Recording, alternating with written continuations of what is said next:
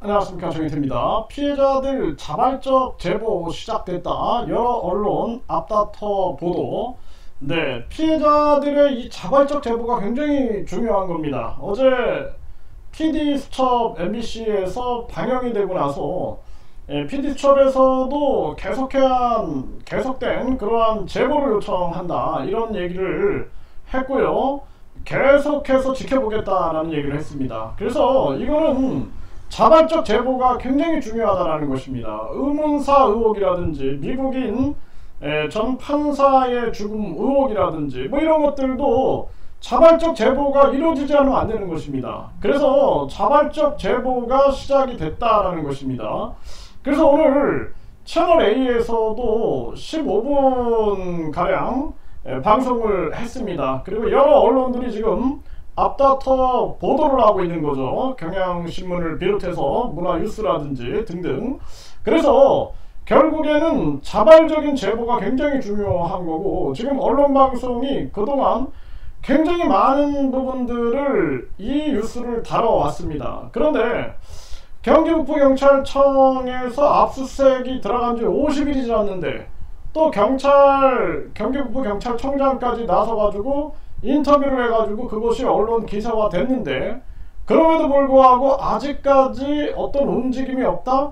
여기에 대해서 언론들도 궁금해하지 않을 수가 없는 것이죠. 네, 이런 정황에서 MBC PD 수첩이 제대로 방영을 했다, 저는 그렇게 보고 있고, 일단은 많은 사람들에게 이슈를 만드는 데는 성공했다, 이렇게 생각이 듭니다. 그래서 현재도 유튜브에서는 뭐 10분씩 자른다든지 주제별로 자른다든지 해가지고 이런 방송들이 계속 올라오면서 여론이 형성이 되는 거죠. 그리고 이제 피해자들이 자발적으로 제보를 하게 되는 겁니다. 채널A에서는 오늘 그래서 방송을 한 거고요. 이제 자발적인 제보가 굉장히 중요해요.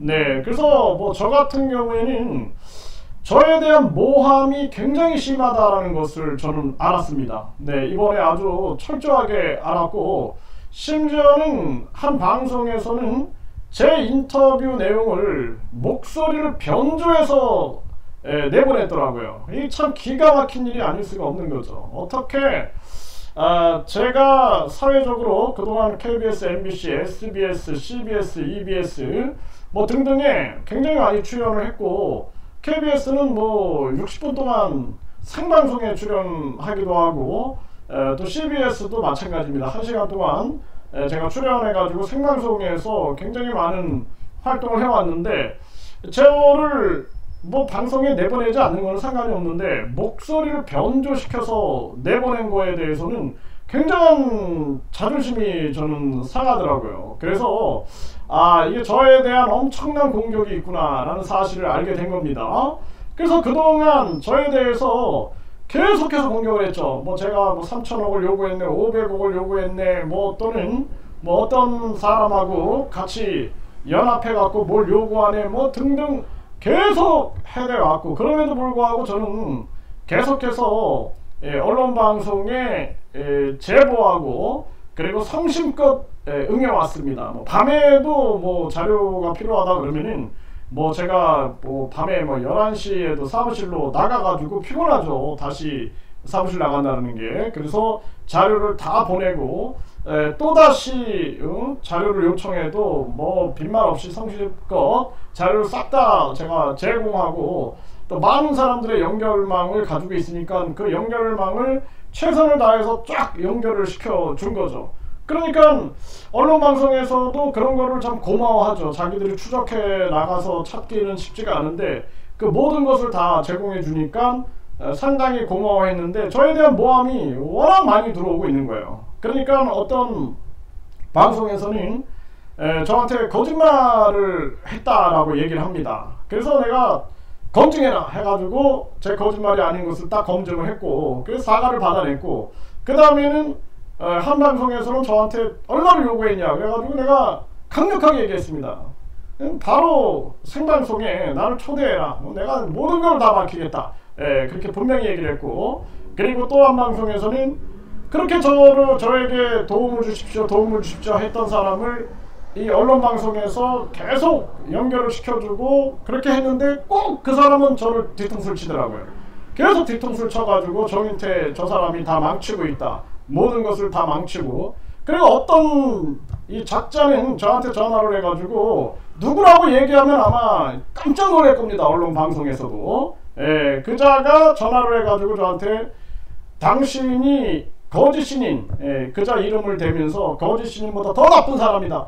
내가 뭐가 나쁜 사람입니까? 응? 그러니까 이 자들이 뭔가를 꾸며서 거짓 소문들을 만들어냈으니까 자기들이 프레임을 씌워놓고 거짓 신인보다 더 나쁜 사람이 이제 정인태다, 이런 식으로 저를 몰아간 거죠. 내가 이거 가만히 있지 않습니다. 내가 아주 그냥 벼르고 있거든요 지금. 네, 벼르고 있습니다. 그래서 참 그동안 엄청난 모함을 제가 겪었죠. 그 교주시설에 무슨 첩자인 것 같다, 무슨 뭐 돈을 받아서 나누는 것 같다, 뭐 등등 막 그 투자 실패자도 저한테 마구 누명을 씌우고 했는데 제가 계속 버텨왔어요. 계속 버텨오고, 그리고 그냥 강력하게 밀고 나가야겠다, 네, 그러면서 여지껏 버텨온 겁니다.